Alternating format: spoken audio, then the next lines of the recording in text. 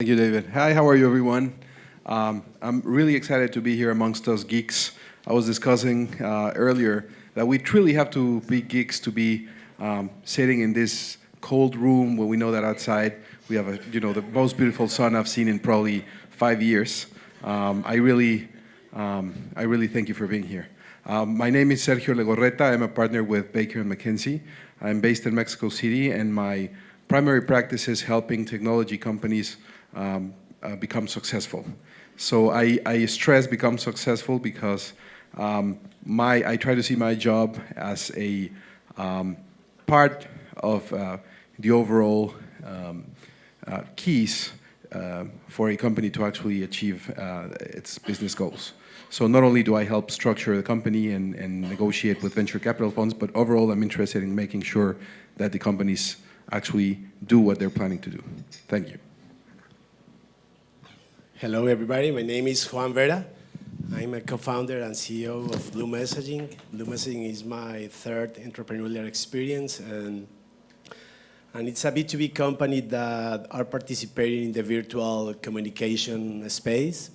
And in common words, that means that we have a messaging internet platform that has the capacity to chat with people in the same way that they do with friends, using slang, abbreviations, etc. And that means that we can establish a one-to-one dialogue between a machine and a person using artificial intelligence technologies. And we are connecting businesses with people and taking advantage of all the digital channels that converge on the mobile phones. I'm talking about Twitter, Facebook, SMS, email chat, etc. And we started the company in 2010. We have been growing at a good pace, more than 200% per year with positive figures. And we are based in Mexico City. And right now we are expanding the business through Latin America and the US. Thank you. Alejandro? Thank you, David. So I'm Alejandro Villalón. I'm involved on the investing side, running an angel investing firm. Before that, I was an intrapreneur. I'll explain that later on. But maybe we will have the chance to chat later. Yes. Juan Manuel? I am Juan Manuel Sancho. I'm a partner at Gonzalez Calvillo. We're a law firm. Have the pleasure of being a friend with Sergio, but he has a special expertise in startups, which I do not, but I advise companies in their development after that more, how do they move forward through corporate governance, through working in teams with advisors, tax, legal, accounting, and building a structure, and then probably exit, probably go through strategic alliances, including then probably divestitures, probably workouts. So it's working with the companies in their legal life and trying to make the lawyer moving from being an evil need to someone to work with. Let's try to do that. Thank you. Lynn?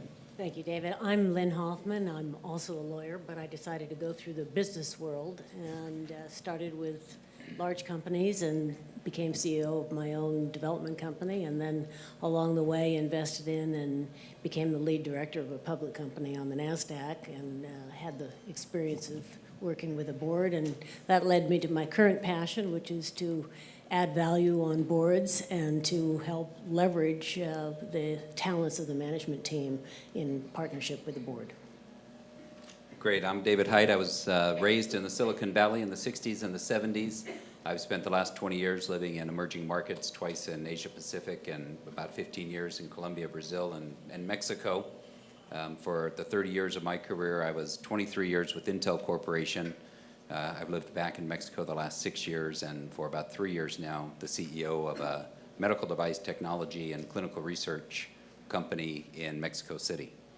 So this conversation is about frameworks for success. The approach we're going to take is Our panelists, with the depth of their experience, either as entrepreneurs or from legal and tax side, will present very briefly one of their case studies, and we'll talk about the learnings, and we'll talk about some of the pitfalls and challenges that were addressed through those cases. So Alejandro, if I could ask you to speak about your experiences with VentaKit as an entrepreneur, and maybe a little bit about the story of the company and how it progressed.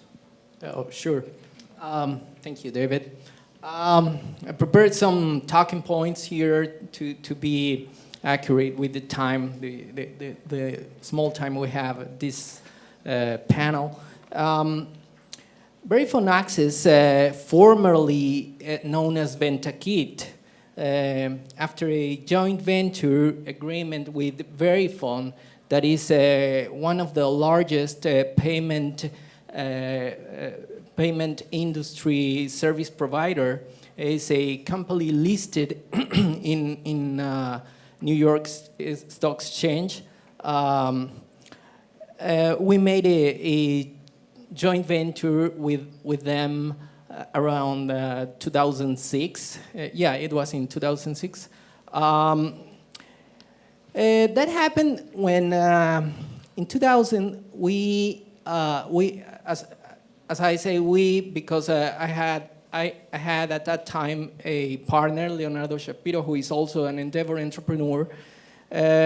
We started a company that the original business was not the one that at the end had the success, if quoted, success, if I can say that.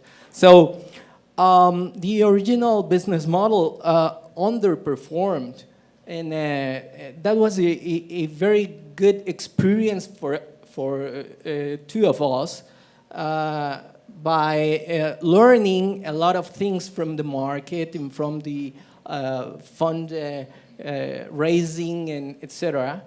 And we decided to start over again a new company by taking advantage of certain developments we made at the beginning of the company.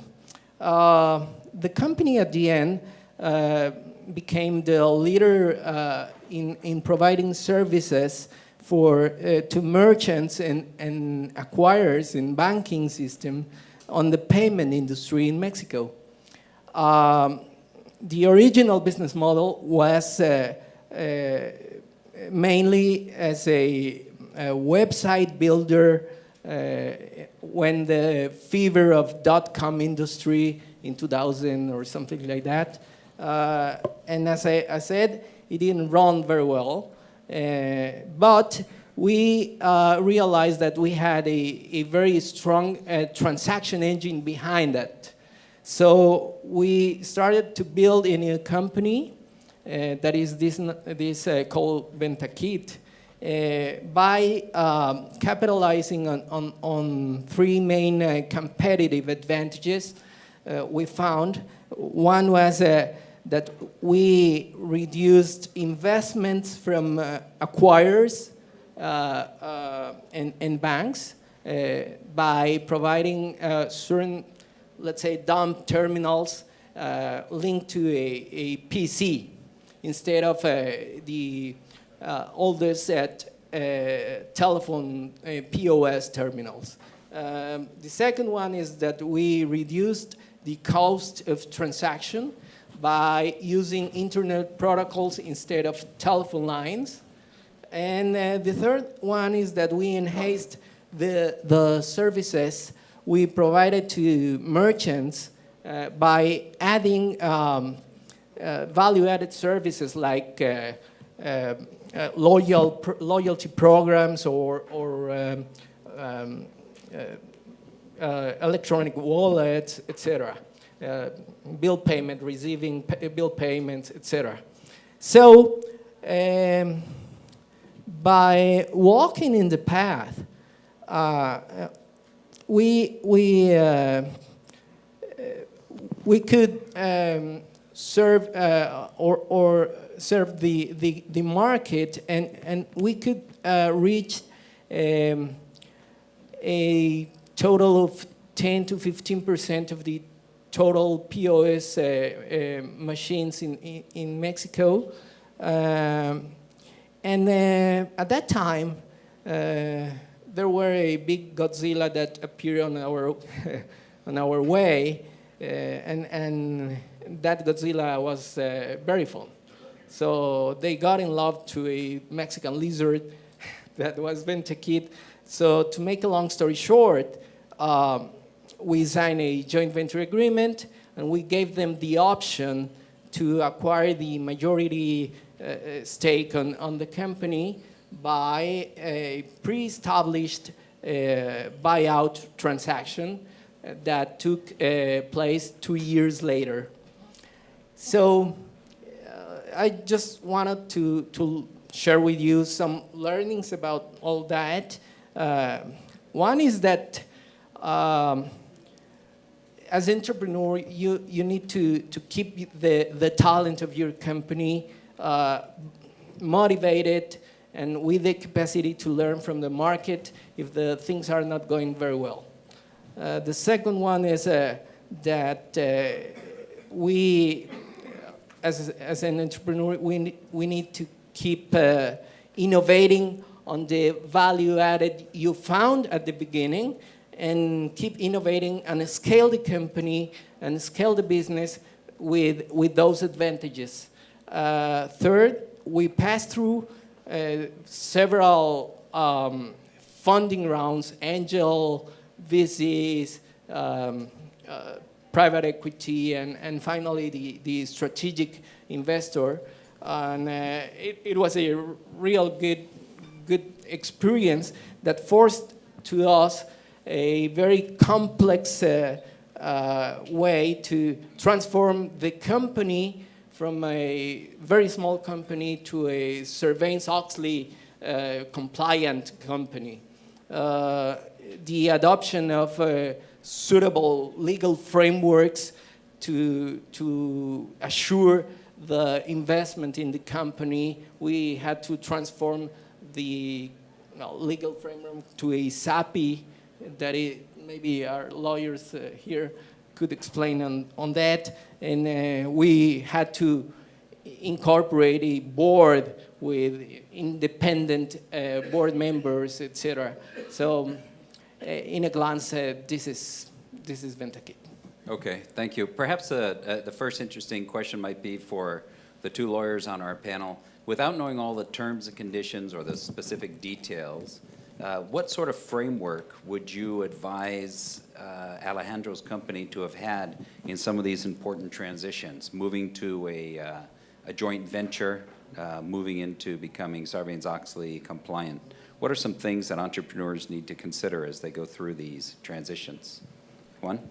Well, I think first thing, it was good to have a SAPI to set the business, and then for special rights, exit strategies, it gives much more flexibility. It was a legal response to a need, and was good.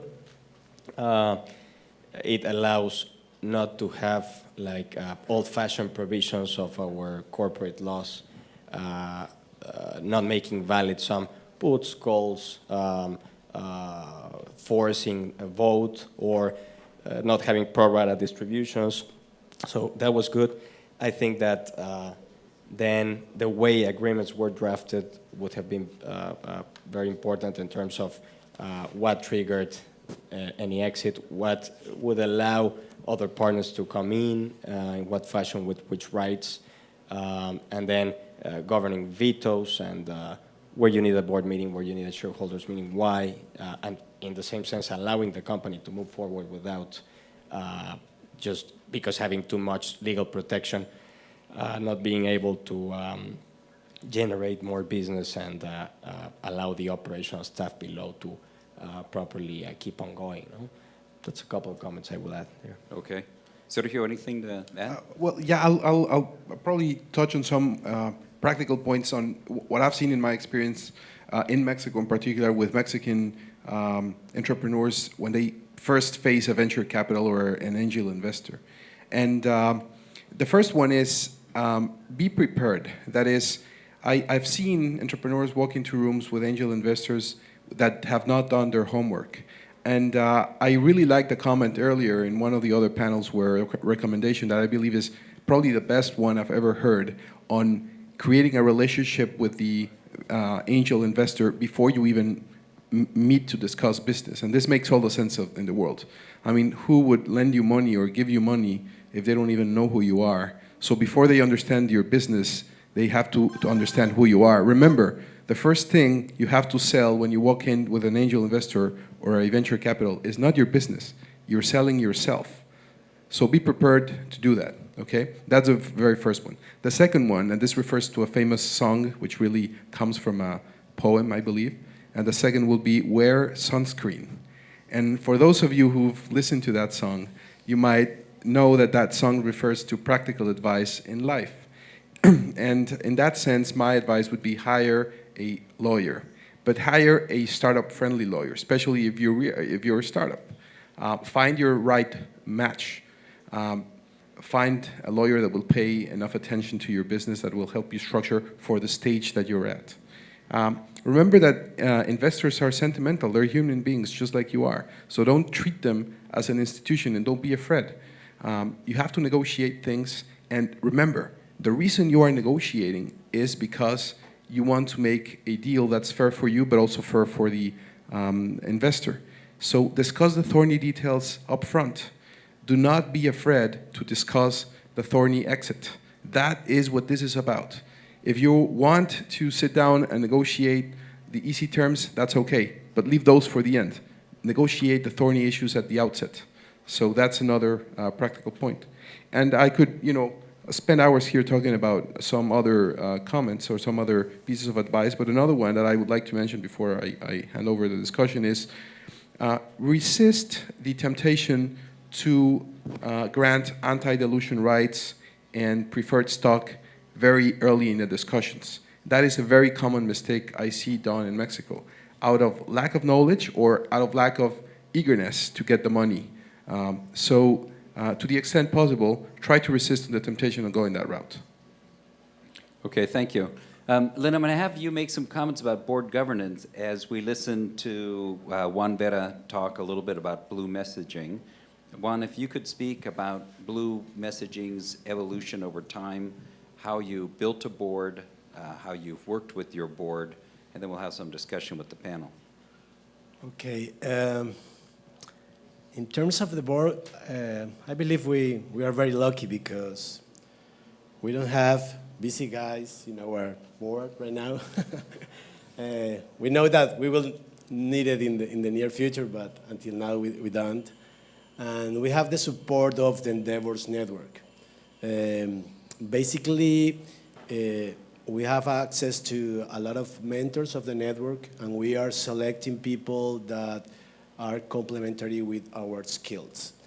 And I believe this is a very important thing because when you are a startup or you are in the first stage of your company, as Blue Messaging does, we have only 3 years in the market, we believe that corporate guys are very useful and valuable, but specialize in some topics. And entrepreneurs that have more experience than you are my favorite. No? And I believe you can build a very good team with different skills.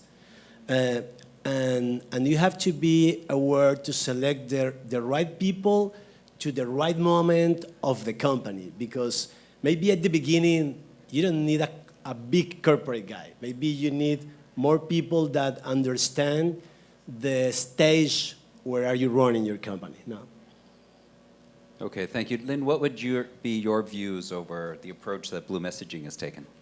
Well, first of all, I think governance conjures up government or Robert's Rules of Order or something terribly dreary and boring, and in reality it is the dynamics of power and control, and ultimately, when done well, it's an enormous flywheel for leverage, for working constructively with the talent and the vision of the management team to take a company from good to great.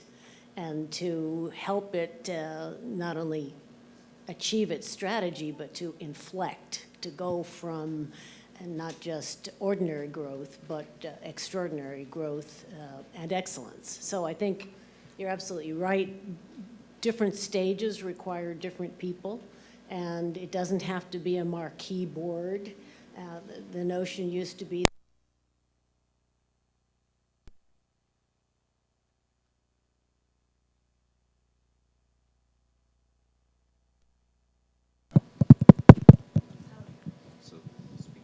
we'll talk loudly. Okay. Sitting CEOs with all of their expectations and requirements, leading their own companies, meeting Sarbanes-Oxley and all the other requirements, Dodd-Frank, the highly regulatory responsibilities they have, are not always going to be the best contributors. You do want diversity of competency.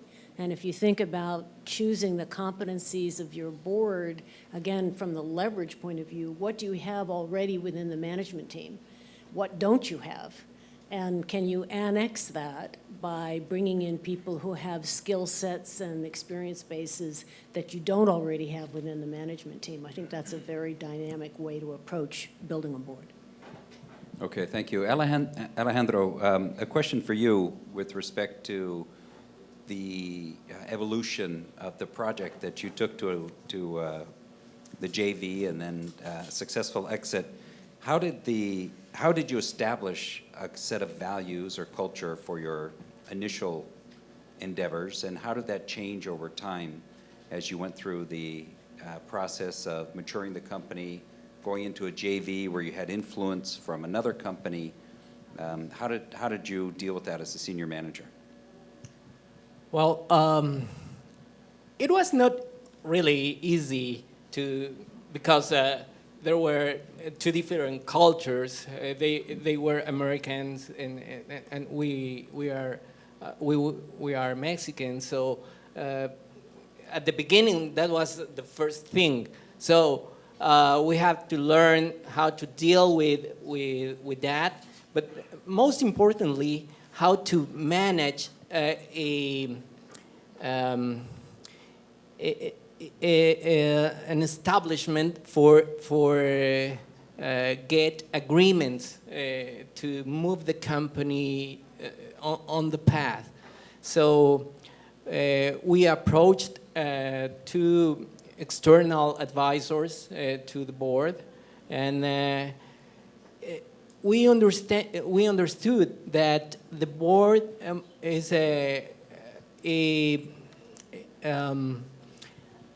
partner, not a let's say an enemy. So it helps to keep away the loneliness of the entrepreneur. So when you are starting up, you are so alone. And you feel all, as somebody in the morning said, dealing with emotions. And the board helps to change those emotions to think more clearly to solve every kind of trouble the company is passing through. Yeah, as the moderator of this panel, I intentionally asked Tim Ferriss the question of his advice on dealing with boards. And I found it interesting that he brought up the topic of read up on how to negotiate. I would suggest it's not the healthiest relationship for a CEO to have with their board, but what's the experience of some of the panelists here? Well, one of the things I'd like to mention is that often I see more and more boards that, especially board members in particular, some board members that try to take the role of management. And that is often something that I try to remember, or to have entrepreneurs remember, is that your board is not management. They're not supposed to manage your company. They're supposed to advise you. But often that line is so thin when the companies are small, because you're all working so much closely together that you don't realize that somebody else making the decisions. So that's one comment I had. And it's a bit of a conundrum, because you're absolutely right. The board doesn't manage the company, but the board does provide oversight. And the board ultimately has the final responsibility.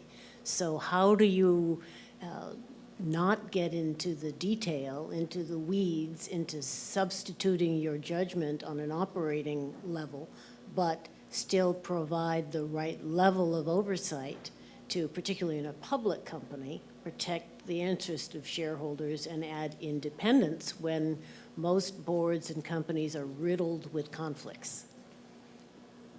Absolutely, and I think the experience of family companies, which in Mexico is present, and all through Latin America and in the world, I think, also imposes the need to put this rule in place. And you have related members, and it's good that you have them, and they are could be linked to the shareholders.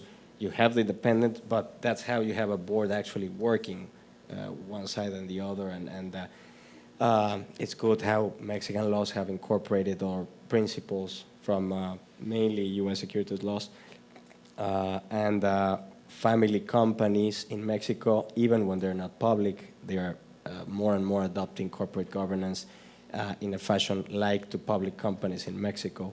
And that's helping a lot. And that's also helping moving one generation to another and having a management that is different from the family, and also a board that it's provides that surveillance and that complex role of related members working with independent members through generations in the family. One of our earlier speakers today used the phrase in his speech, the death of distance.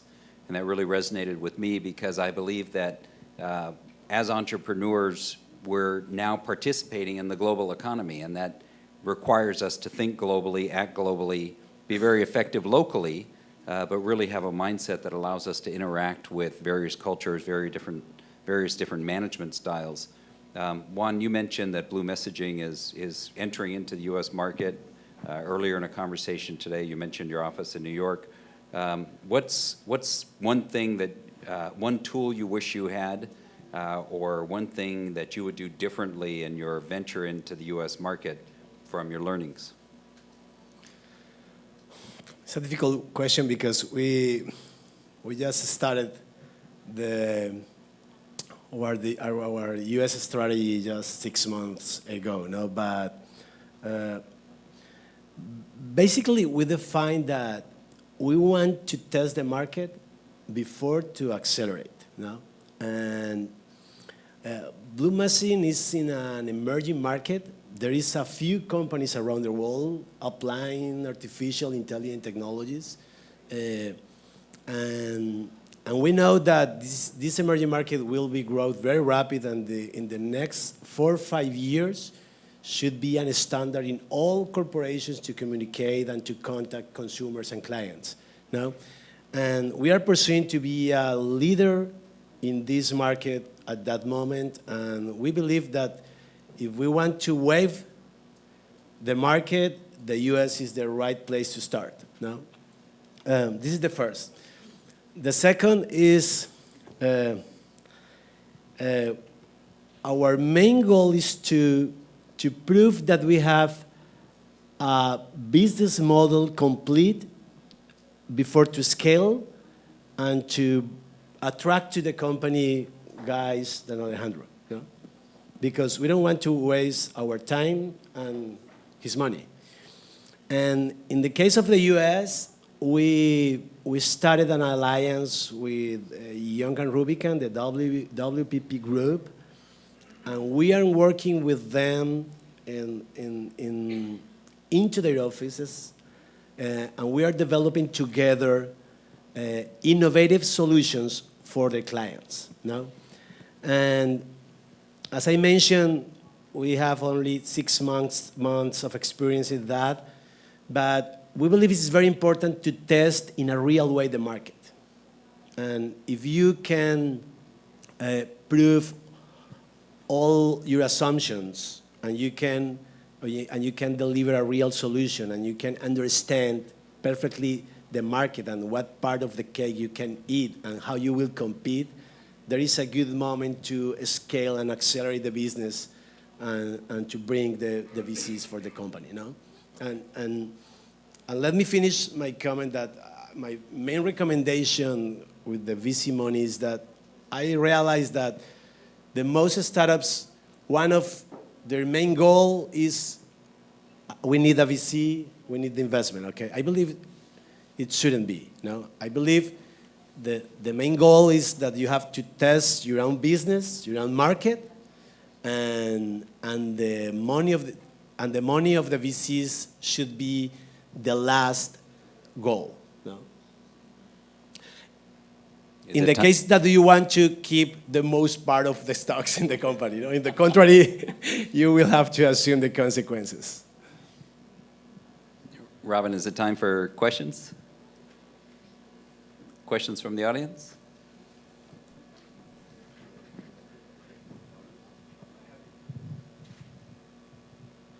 Hi, I'm Andy from Agave Lab.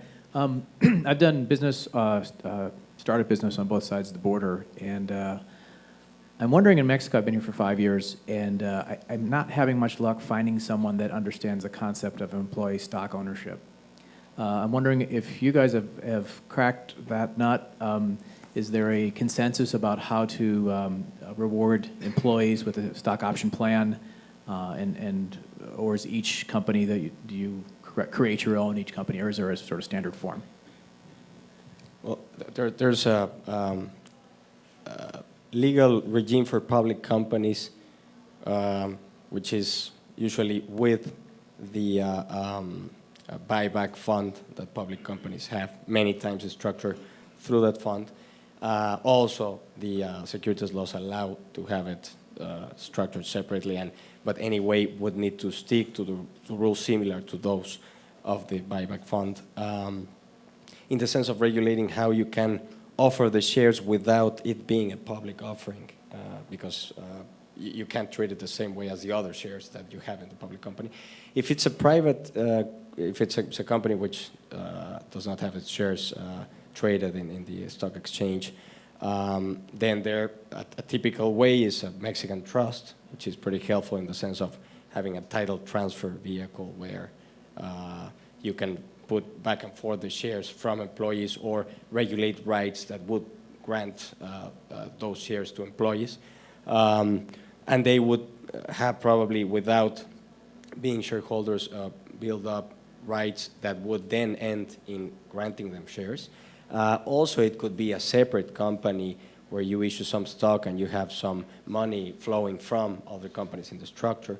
But I would say the most typical is a trust, and some other times is simply granting them shares within a program that you have no separate legal structure, but just a document that says what grants you the right to earn shares in certain circumstances. So you have treasury stock, what we call in Mexico acciones en tesorería, that you would be having subscribed by the employees in certain circumstances, or directly issue them and grant them to them without this treasury stage. I would only quickly add that the mechanism is quite common, I would say, in some areas or some industries. I've certainly seen it. And one area of concern tends to be that stock might be construed as part of a salary for some considerations, and that becomes tricky at the time of termination of employment, for example. So the way you draft and the way you grant the stock options in Mexico has to be careful enough that you make sure that either the options are clear in their vesting or structured in a way that it doesn't really hurt you at the time of exit. We've seen horror stories where badly drafted stock options ended up in a former mid-level employee taking away much more than their actual yearly salary just because of a badly drafted option. If you'll leave your business card, we can get you your invoice after the meeting.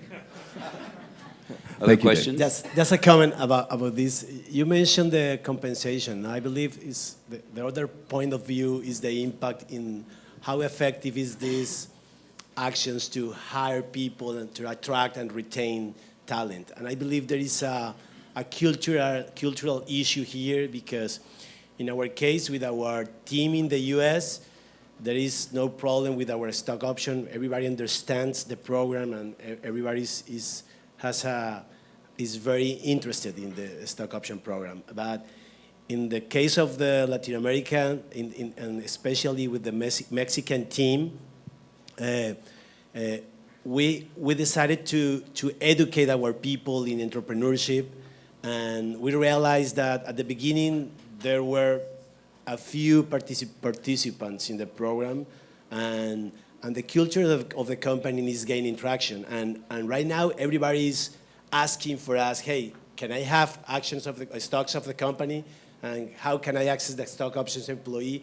And I believe it's part of your responsibility, social leader of the company, to create the culture of the entrepreneurship in the company. You know, they are not only employees; they are investors, and they can win more than a salary if they do their work in a good way.